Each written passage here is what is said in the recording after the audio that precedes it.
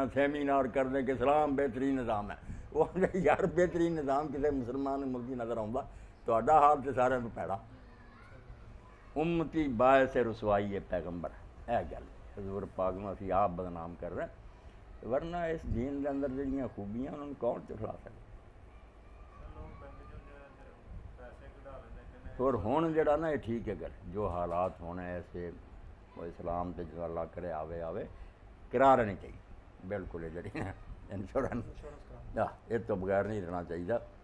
ایویں ہوں تھی گڈی منیر صاحب لے کے نکلو ساری عمر اگے باہر کھڑے ہوتے پھرا چابی نال گولی ماری کی رہے گا. ہاں ہوں تو صرف نجات کی ایک ہی راہ بھی جڑا ہاں بالکل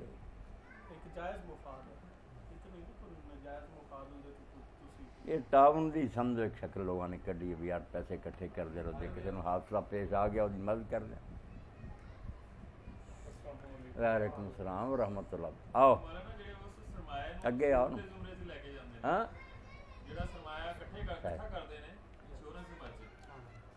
وہ یہ تو پھر سویر اسی کی کریے ہوں حج نو جانے تو بینک نو رقم دینے وہ بھی 5-6 مہینے پتہ نہیں کتنے کتنے لائی رکھتا. یہ حل تو کوئی نہیں کلی کلی گل سب یہ جی سارے احساس حلال و حرام دا پیدا ہو جائے تو لوگ کٹھے ہو کے انقلاب کی کوشش کر کہ صحیح اسلامی حکومت آئے.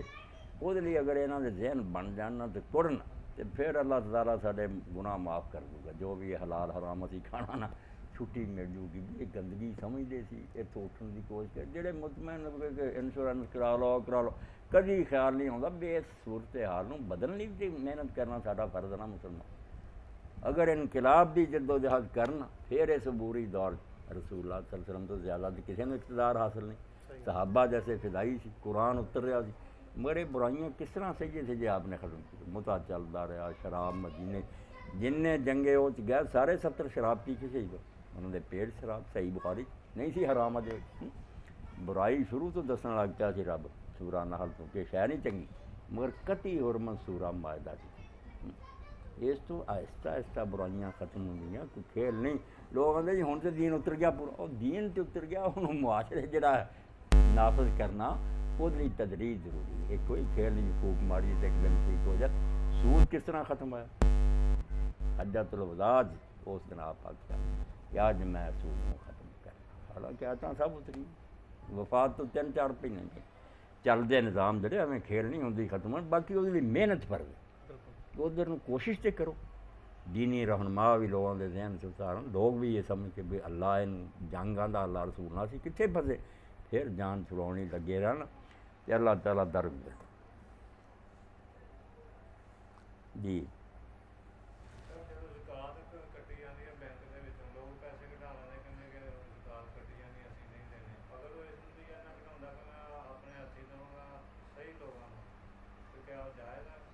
آؤ تو بہت نیک گل بے تہار نہیں جت نا یہ انہوں نے پتہ نہیں کی خورد برد کرنی.